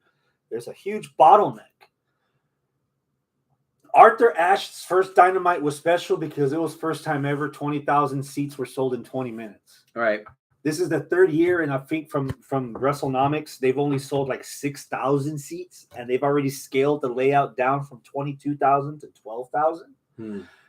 If they would have saved this as like, we'll do Full Gear every year, and we'll treat Arthur Ashe as a pay-per-view event where we're building up to it, so you have months for storylines to breathe, and the payoff is here, live in the Arthur Ashe in front of 24,000 people.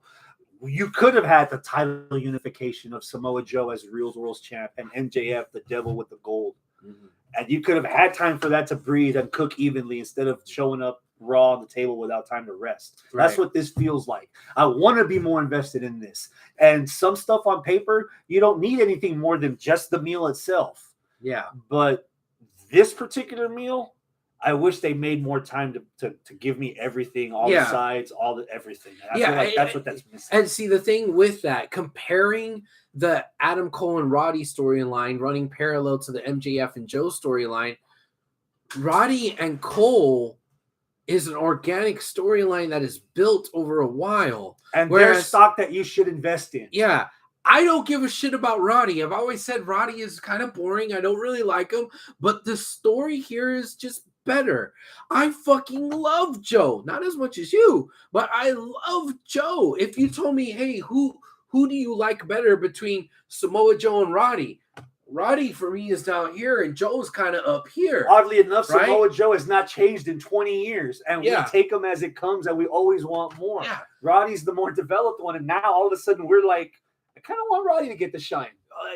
Because it's about the story. Yeah. What we're talking about, the characters is like this. But right now, the story is kind of like this. While a little bit more. While I appreciate the callback to the push, and then they redid the push, and MJF is pissed at them, and all Joe main eventing is always good for business. Yeah, cool. Good, but there's more to it than just Joe and MJF, and I kind of feel like Joe and MJF is the placeholder to keep those two busy in a match while we could further develop the story between Cole and Roddy, when really that is really a story between Cole, Roddy, and MJF. So it's a little wonky, but I'm still at a 9.5. This match is going to be fucking bonkers. If we thought the match at all in, Cole and MJF, if we thought that match was fucking bonkers and it elevated MJF, this is going to be the same thing. What if Roddy and the Kingdom cost MJF the title? Cool. I'll be okay with that. Progress the story with them 5. I'll be okay with that because I'll be swerved. And we get Joe in the main event heavyweight champion. I have MJF winning this. Okay? I wouldn't be mad either way. But what I want is for MJF to have another match under his belt back to back with ROH legends where he's not only hanging, he's winning. He's winning and elevating and going past them. Mm-hmm. Fuck, that'd be beautiful. Beautiful. Yeah. That's another match where I'm thinking booking wise, they book MJF and Joe has his burning balls in the back of Chris's head. The poster right there. They're shaved. They are shaved. I would book them as equals to the point where Joe is MJF tries to do a sunset flip. Joe reverses it and does the coquina clutch. MJF rolls back, pinning Joe's shoulders at 1, 2, 3. Cool. You don't have to beat him with the heat seeker. You don't have to beat him with your finish, the salt of the earth. You didn't beat Joe. You survived Joe. Yeah. Joe is a guy you survive, especially if you got the fuckwits and Roddy in the Kingdom on your ass and Cole's getting outnumbered and you have all that shit around you. You have to like fight by the skin of your teeth. The fuckwits in the Kingdom. Yeah. So, yeah, you built me up to a 9. Okay, I'm ready for this. All right, I wouldn't be mad either way. I would like Joe to win it, yeah, just like or MJF win it, like I laid it out. But I do. I'm kind of disappointed that this isn't getting the crowd turnout that it has so far because this is the card. Yeah, that's a fucking pay-per-view card. I'm willing to say this right now. And correct me if I've already said this before or not, but I'm willing to say it right now. Currently, out of current active wrestlers in WWE, AEW, New Japan, everything, currently MJF is my favorite wrestler. Woo, that's ballsy. He's my favorite wrestler right now out of current. Now he's not all-time favorite right Obviously. now, right? But I've had to seriously attempt to reevaluate who my favorite of all time is recently. And Punk's out of the picture now. Punk's out of the picture because at one point it was Punk, Traitor. But he wasn't able to overthrow Brett as my favorite of all time, right? Well, Goldberg could with one kick. Still got it. Damn. But right now, I mean, man, he's no Aaron Rodgers, but he's no Aaron Rodgers. I mean, right now, man, fucking MJF is just really climbing that ladder for me. Yeah. I fucking love this kid. he surpassed Roman Reigns as the guy that I need to watch every week. Okay. Yeah. Yeah. How I about don't- how about that Steiner math promo? Renee's selling it. Yeah. You know, Cole's selling Cole's it. like, yeah, Renee's like, I don't know if it already happened or what it's going to take for MJF to be that legend star. Steve Austin, Yeah. Rock, Undertaker, Triple H, Mankind. I don't know if it's already happened and I was blind to it or if we're about to see it because I feel like he's almost there if he's not already there. Yeah. But yeah, MJF's my guy right now. Yeah. I Fair. could easily say MJF's on Dynamite. Yeah, we're going. I got us tickets pre-sale to make sure that we're there. Yeah. I could easily say MJF is a reason why I'm going to Dynamite, even though Punk's not there. Yeah. Before this happened, I bought the tickets. Yeah. It's MJF. Yeah. Overall, that's fucking Grand Slam. Solid 8 for me, top to bottom. Yeah. Uh, So Grand Slam is Dynamite and Rampage. together over 1 week. Yeah. Okay. But this time I think Rampage is just an hour because they didn't book a lot of matches. Okay. And then Collision is someplace somewhere else. So this wasn't even Wrestle Dream. No, Wrestle Dream's in 2 weeks. Okay. We got 2 matches for Wrestle Dream so far. Danielson against Zack Sabre. And last night we got the confirmation Swerve Strickland against Hangman. Kind of interested in that. Hector says, do you think the Punk situation will be a longer lasting effect in AEW?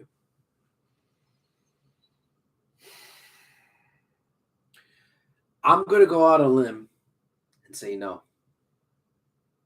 If anything, I think this might be good for AEW.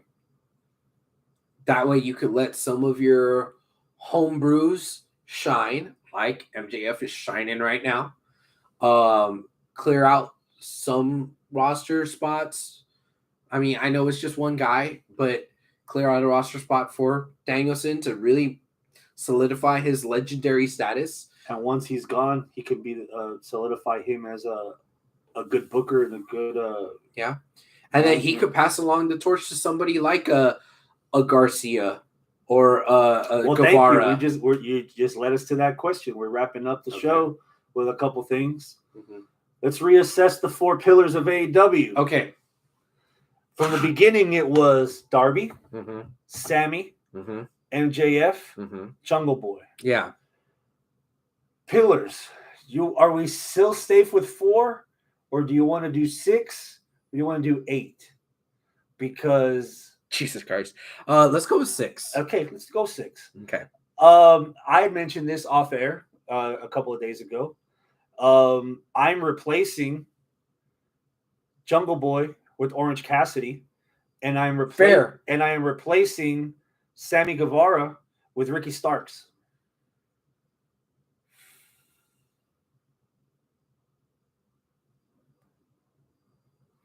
That's 4 for me. I have 1 more at least. Throw it out there. Chris Statlander. We're not. It's funny because I didn't really have this perception until I remembered, oddly enough, because I was in the stages of grief. Punk's one of Punk's promos where he's like, "Bro, you don't even realize you've been replaced by Britt Baker." Yeah. And got a massive pop. I'm like, man, we're not giving the women their due. Yeah. So I'm not sure if Britt's on the level of Sammy Guevara in the sense where I think she might have peaked for now. Yeah. You know, if you're asking me this question last year, it was Britt. If you're asking me this question now, I'd say it's Chris Statlander and damn for fucking injury, Jamie Hayter. If Jamie was still wrestling right now, I'd say Jamie would be the 6th. Honestly, if Jamie Hayter was still wrestling right now, Britt would be more relevant. That too. Yeah. Yeah. Now if we're talking, if Jade wasn't leaving, I'd put Jade as my 6th. Yeah. Because she gets ratings, dude. Jade, I like her. Jade is not your 6th because she's leaving. Yeah. And Statlander is not the 6th. She's my because 5th. She's not even on the list for me. No. Statlander is not. Okay, so No. let me pose you this. I'll tell you who it is. Do you have women on Yes. your pillars? Okay, good. Give it to Britt. me. Still. Nobody has come close to surpassing Britt's popularity and overness in AEW in the women's division, with one exception, and that's a maybe. Hikaru Shida. Maybe. Man, there's one thing of giving her flowers, but I'm not sure if I can give. Maybe she's been a pillar and we haven't noticed. She's been consistent. That's where I was going with. She's been consistent as she's reliable. Reliable. What is a pillar? Reliable, right? So you could say maybe that. Now I get it. Convinced me. In the last 6 months or so, Britt hasn't been there, but like that might be because of Hater, and that was the story that they were going, and now they're trying to scrabble to get her something, but they don't know what to do, and It's weird because but I think that if we're going from the history of AEW, Britt is the most relevant woman. I could see her there easily the next 5 years. Yeah. So most of my pillars, I don't see them leaving. So MJF is talking a big game. If he wants to really solidify his career, instead of getting lost in the shuffle on WWE's system, he can make himself the Goldberg, the DDP, the Sting of the competition by staying in AEW. Yeah. Orange, I don't think they know what to do with Orange Cassidy in WWE or another promotion. No. He's staying there. Ricky Starks, I think if enough of the legends teach him up and he earns a lot of their trust, I don't see Starks going anywhere either. And Darby, I don't think WWE will do anything with Darby as meaningful as what he's doing right now. Yeah. And I don't even think he's in the last 5 more years the way he's going. I'm in my head, I'm trying to rule Statlander out as much as I've liked her consistently, and her evolution of her character from the Andromeda Galaxy to what she's doing now. But her fucking injuries has taken up a lot of time that could have been converted into some equity. I agree. In her being the pillar. So I could see myself look past reluctantly crossing Statlander out as a pillar for now. Look past the injury and just look at what she's done since she's been back and won the TBS title off of Jade. What has she done? Yeah, but that's been most of the women's type division, period. Bump kiss. Most of the women's division is the same way. Except for Britt. And maybe Hikaru. Because when the fucking floor falls out underneath them, who's all reliable? Yeah. Hikaru. All right.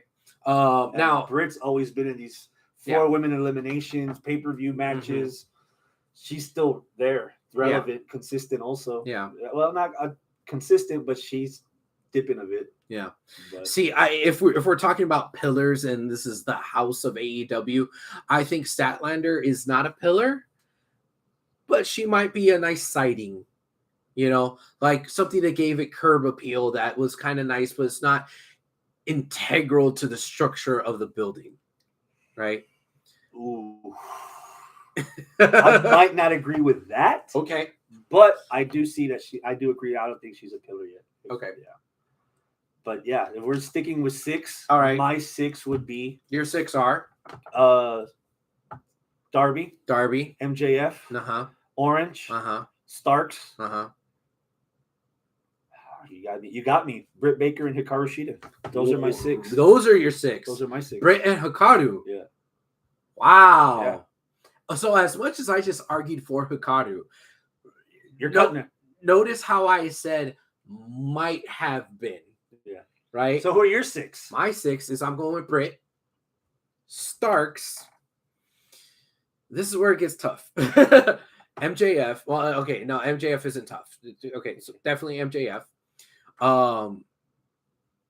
Darby, Sammy. You're keeping Sammy. I'm keeping Sammy. Sammy's consistently been around. And he's been important. And he's going up against Jericho right now. He's had title runs. He's had tag runs. He's been prominent in the fucking JAS. He's as a bridesmaid, not the bride.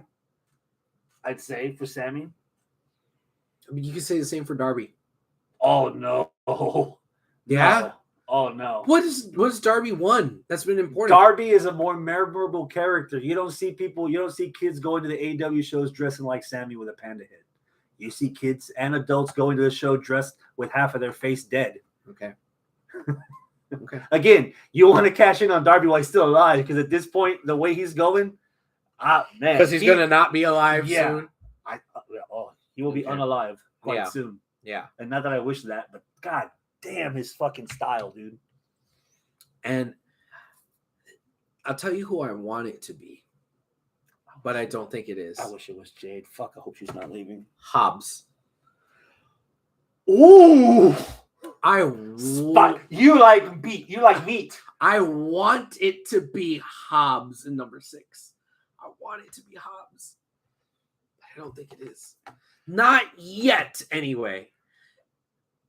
If you really push your balls up Hobbs' ass and you really give him a fucking push, and this match that he just had the meet with Miro and all that, and it's starting to take off, then okay. God damn it, Hector. Maybe. Fuck. Here's What do you Hector's. Starks, MJF, Sammy, Wheeler, Yuta, Orange Cassidy, Britt Baker. Oh, Yuta is not a pillar. He I could will have see- been a pillar. I will see your Hobbs and I will raise you. Hook. What the fuck has he done? He got over and then they didn't do anything He's with him. still over. He's still over, but they're Hobbs not has doing been- anything with him. Hobbs has been off of television more than once. That's the only argument I can make. I like Hobbs. And But- my 6 pillars need some meat. Neither one of those guys can make it on there because neither one of them have had the longevity and or the consistency. They've both gotten over at times. They've had flashes, so I can't say him. So maybe I gotta go Orange. Too soon to throw Takeshita on there? Too soon. Okay. Too soon. That's fair. Especially for somebody that can't talk for himself. Yeah, that's true. Yeah.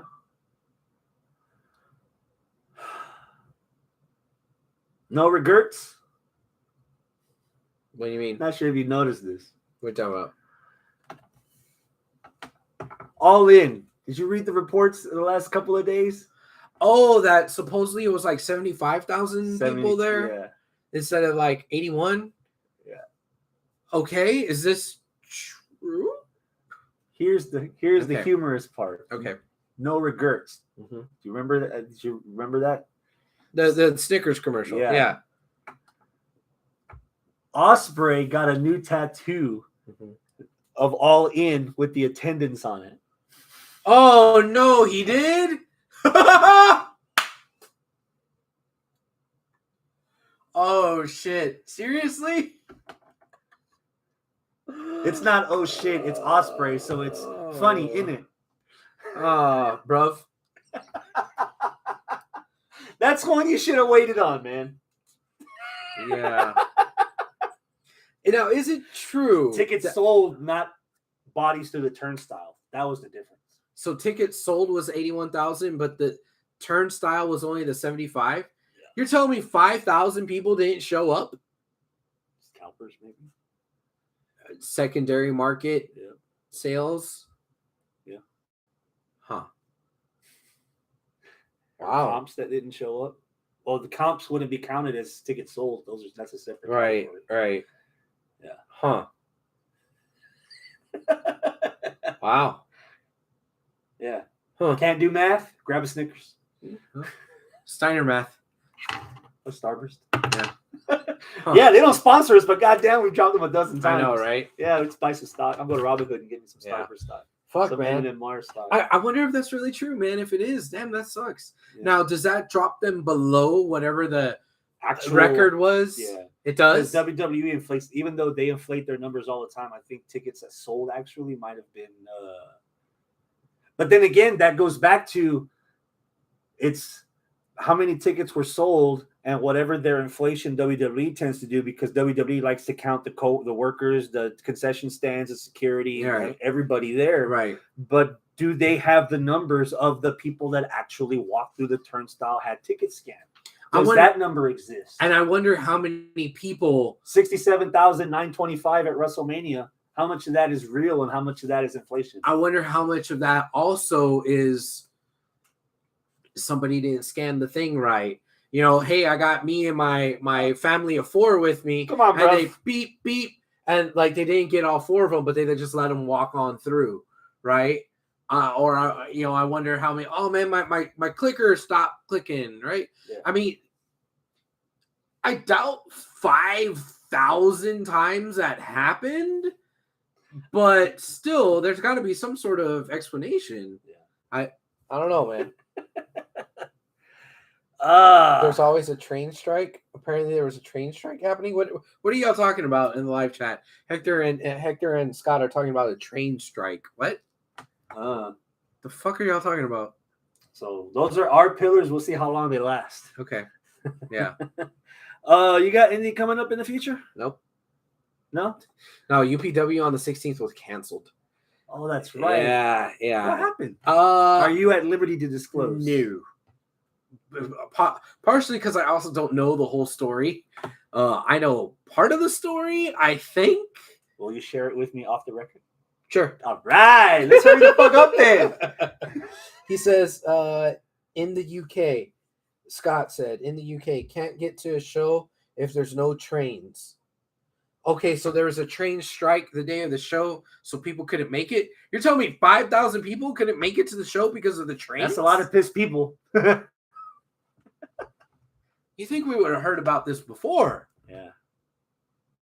And that you would have heard about it from, oi, bruv, I wasn't able to make it to the show. Oh, the fucking trains, I couldn't get to the show. No, I missed the whole damn thing, bruv. Instead of, well, that's fucked up, isn't it? Yeah. Instead of, well, according to the numbers of the turnstile tickets, there's 5,000 people that didn't show up. Like, those numbers are fucked, bruv. That's Manchester United, muff. Yeah. Like, I fucked up in the language, so I started calling my girlfriend Gruv with a G. Hey, Gruv. Hey, Gruv. Yeah. I'm sure she loved that. Yeah, for like the first 5 seconds. And then she was like, God damn it, speak English, boy. Speak of the English. Boy! Yeah. So we will be back soon to talk Wrestle Dream and NXT No Mercy. All right. Yeah, and if something happens along the way, we'll complain on Twitter. Not necessarily 5,000, but people using the train from Scotland wouldn't make it. Yeah. Okay. Well, hell's bells. Hell's That bells. just means they have a year to try to get to the stadium next year. Yeah. Yeah. Yeah. Take a fucking Uber. The double deckers, you can't just tell them where to go. Oh, They got routes. Okay. And with that, adios, my friends. Keep it classy. oh yeah.